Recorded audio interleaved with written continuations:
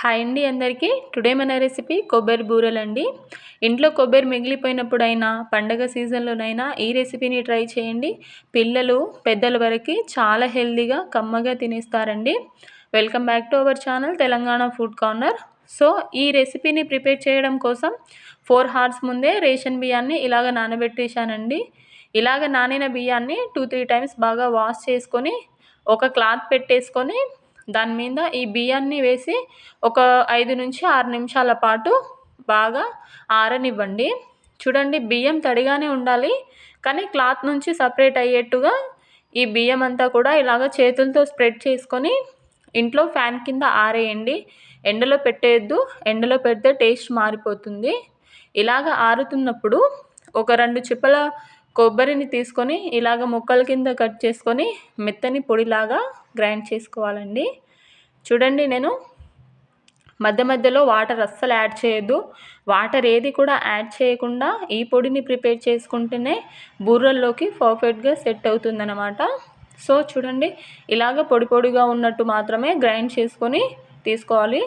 Water add చేస్తే ఏమవుతుందంటే ముద్దలాగా వచ్చేస్తుంది అనమాట. ఇలాగ చేసుకున్న కొబ్బరిని పక్కన పెట్టేసి ఇప్పుడు మనం బియ్యంని చూపిస్తున్నాను. నేను చేతులతో బియ్యాన్ని పట్టుకుంటే తడిగానే ఉన్నాయి, కానీ క్లాత్ నుంచి సపరేట్ అయ్యేట్టుగా ఆరబెట్టేసుకోండి, సరిపోతుంది.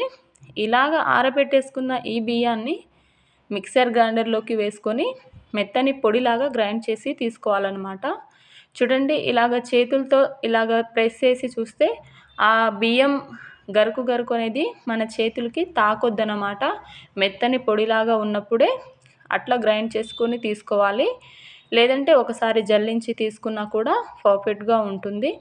ఇలాగ నేను వీడియో క్లిప్లో చూపిస్తున్న విధంగా చేతులతో ప్రెస్ చేసుకొని మూత పెట్టేసి పక్కన పెట్టేసేయండి. ఇప్పుడు మనం పాకం ప్రిపేర్ చేసుకుందాము. కడాయి పెట్టేసుకొని 250 grams వరకు నేను బియ్యంని ఇలాగ తురిమి తీసుకున్నాను. నేను బియ్యం 1/2 kg తీసుకున్నాను, దానికి సరిపడా 250 grams బెల్లంని యూస్ చేస్తున్నాను అన్నమాట. మీరు బయట షాప్లో దొరికే జగ్గెరి పొడిని కూడా యాడ్ చేయొచ్చండి. ఇలాగ 250 grams బెల్లానికి నేను 1/2 cup వరకు వాటర్ని, అంటే బెల్లం మునిగేంత వరకు యాడ్ చేసుకొని దీన్ని పాకంని ప్రిపేర్ చేసుకుందామండి. ఎక్కువగా ముదురు పాకం కాదు, కాస్త తిక్కు వచ్చేంత వరకు ఈ పాకంని ప్రిపేర్ చేసుకుంటే సరిపోతుంది. చూడండి, నేను ఇలాగ చేతులతో ప్రెస్ చేసి చూపిస్తున్నాను. ముద్దలాగా రావాలన్నమాట. ఒక ప్లేట్లో వాటర్ని యాడ్ చేసుకొని చూపిస్తున్నాను చూడండి. ఇలాగ చేతులకి ముద్దలాగా కడితే సరిపోతుందన్నమాట. ఇలాగ ముద్దలాగా కట్టిన తర్వాత ఈ పాకంలోకి మనం ముందుగా ప్రిపేర్ చేసుకున్న కొబ్బరి పొడిని 1 నిమిషం పాటు స్టవ్ ఆపేసి ఈ కొబ్బరి పొడిని కలిపేసుకోండి. కొబ్బరి పొడి అంతా బాగా కలిసిపోయిన తర్వాత మనం ఇందాక ప్రిపేర్ చేసుకున్న తడి బియ్య పిండిని ఇలాగ కొంచెం కొంచెం వేస్తూ మొత్తం కలిసేంత వరకు ఉండలేవి లేకుండా కలిపేసుకోండి. ఇలాగే మిగిలిన పిండి మొత్తాన్ని కూడా కొంచెం కొంచెంగా వేస్తూ ఈ ముద్దలేవి ఉండలేవి కలపకుండా యాడ్ చేయండి. మొత్తం ఒకటేసారి వేసేస్తే ఏంటంటే కలపడానికి ఇబ్బంది అవుతుందన్నమాట. చూడండి, ఈ వీడియో క్లిప్లో చూపిస్తున్న విధంగా ఇలాగ స్టవ్ ఆపేసి ఈ రెసిపీని ఇలాగా కలిపేసుకోండి. ఈ పిండిని ఒకవేళ స్టవ్ కట్టేయకుండా మనం పిండిని వేసినట్లయితే బెల్లం ఇంకా గట్టి పడుతుందన్నమాట. బెల్లం పాకం గట్టి పడుతుంది. సో ఇలాగ స్టవ్ కట్టేసి మిగిలిన పిండి కూడా కొంచెం కొంచెంగా ఆపుతూ ఇలాగ మనకి కొంచెం ఈ పిండి పాకం అంతా కూడా కాస్త గట్టిగా అయ్యేంత వరకు ఎంత పడుతుందో అంత కలిపేసుకోండి. చూడండి, నాకు ఇలాగ సెట్ అయింది. ఇప్పుడు దీన్ని వేరే ఒక కొంచెం వెడల్పుగా ఉన్న బౌల్లోకి తీసుకుంటున్నాను అనమాట. కాస్త మనం అప్పలు చేసుకోవడానికి మనకి కంఫర్ట్గా ఉండడం కోసం అని చెప్పేసి నేను వేరే ఒక పెద్ద బౌల్లోకి ట్రాన్స్ఫర్ చేసుకుంటున్నాను. ఇలాగ ట్రాన్స్ఫర్ చేసుకున్న తర్వాత కొంచెం పిండి ఆరిపోకుండా కాస్త సాఫ్ట్గా ఉండడం కోసం 2 చెంచాల నెయ్యిని అప్లై చేసి మూత పెట్టేసి పక్కన పెట్టేశాను. ఇప్పుడు ఈ పిండి మొత్తం చల్లారనివ్వండి.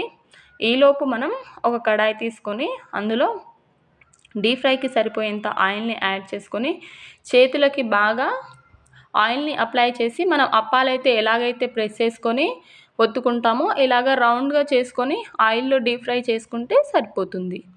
చూడండి, నాకు ఈ విధంగా ఎర్రగా వేగేంత వరకు ఈ అప్పాలను ప్రిపేర్ చేసుకోవాలండి. అప్పుడే చాలా బాగుంటాయి. ఈ బూరెలు అనేటివి ఎక్కువ పెద్దగా అరిసెల్లాగా కాకుండా కాస్త చిన్నగా, కాస్త మందంగా ప్రిపేర్ చేసుకుంటేనే ఇవి మంచిగా ఉబ్బుతాయన్నమాట. పలసగా ప్రిపేర్ చేసుకున్నా ఉబ్బుతాయనుకోండి, కానీ లావుగా ప్రిపేర్ చేసుకుంటేనే చాలా బాగుంటాయన్నమాట.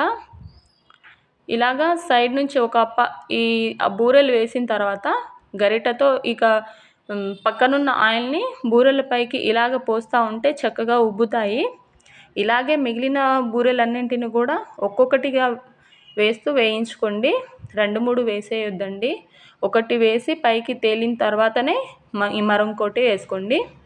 అప్పుడే బూరెలు చక్కగా పొంగుతాయి. బాగా లోపల ఉండే పిండి కూడా చాలా బాగా ఉడుకుతుందన్నమాట. ఇలాగ ప్రిపేర్ చేసుకోండి. చూడండి ఎంత చక్కగా ఉబ్బుతున్నాయో. ఈ రెసిపీని పండగల సీజన్ అప్పుడైనా కూడా, కొబ్బరి ఇంట్లో చాలా మెలిగిపోయినప్పుడు కూడా కొబ్బరిని వేస్ట్ చేయకుండా ఈ బూరెలను ప్రిపేర్ చేసుకోండి. అరిసెల కంటే చాలా బాగుంటాయి. మీరు ఎక్కువ క్వాంటిటీలో ఈ బూరెల్ని ప్రిపేర్ చేస్తున్నట్లయితే పిండిని ఇంట్లో మిక్సర్ గ్రైండర్లోకి కాకుండా బయట పిండి మరపట్టించే దగ్గర గ్రైండ్ చేసుకుంటే సరిపోతుందండి. ఇదే విధంగా మిగిలిన బూరెలన్నీ కూడా ప్రిపేర్ చేసుకోండి, సరిపోతుంది. ఒకవేళ మీరు చేత్తో ప్రెస్ చేసుకోవడం రావట్లేదు అనుకుంటే ఒక కవర్ తీసుకొని దాని మీద ఆయిల్ని అప్లై చేసుకొని ఈ బూరెలను ప్రిపేర్ చేసుకుంటే చక్కగా ఊడొస్తాయన్నమాట. కవర్ లేకున్నా బటర్ పేపర్తోనైనా ఈ బూరెలన్నీ ప్రెస్ చేసుకొని అలాగే ప్రిపేర్ చేసుకోవచ్చు. పిండి చల్లారిన తర్వాతనే ఈ బూరెలు ప్రిపేర్ చేసుకోవాలండి, లేదంటే చేతులకి అంటిపోయి సరిగ్గా రావు. ఇలాగ ప్రిపేర్ చేసుకోండి, సరిపోతుంది. చూడండి ఎంత చక్కగా పొంగుతున్నాయో. టేస్ట్ కూడా చాలా బాగుంటాయి. ఈ రెసిపీని మీ ఇంట్లో మీరు తప్పకుండా ట్రై చేయండి. మీ ఫీడ్బ్యాక్ని నాతో షేర్ చేసుకోండి. కమెంట్ చేయడం మర్చిపోవద్దండి. చూడండి ఎంత చక్కగా, ఎంత కలర్ఫుల్గా, చాలా బాగున్నాయి కదా. ఈ రెసిపీని మీ ఇంట్లో తప్పకుండా ట్రై చేసి మీ ఫీడ్బ్యాక్ని కామెంట్లో నాతో షేర్ చేసుకోండి. మన ఛానల్ని ఎవరైనా కొత్తగా చూస్తున్నట్లయితే సబ్స్క్రైబ్ చేసుకొని అలాగే పక్కనున్న బెల్ ఐకాన్ని కూడా యాక్టివేట్ చేసుకోండి. బెల్ ఐకాన్ని యాక్టివేట్ చేసుకోవడం వల్ల మనం ఛానల్లో పెట్టే వీడియోస్ మీరు మిస్ అవ్వకుండా ఉండడం కోసం అని చెప్పేసి బెల్ ఐకాన్ని కూడా యాక్టివేట్ చేసుకోండి. చూడండి ఒక బూరె తీసి చూపిస్తున్నాను, ఎంత చక్కగా ఉబ్బిందో. ఎంత టైం అయినా కూడా, ఎన్ని రోజులైనా కూడా ఇలాగ ఉబ్బే ఉంటాయండి. చాలా బాగుంటాయి. ఈ రెసిపీని తప్పకుండా ట్రై చేయండి. మీ ఫ్రెండ్స్ అండ్ ఫ్యామిలీకి షేర్ చేయండి.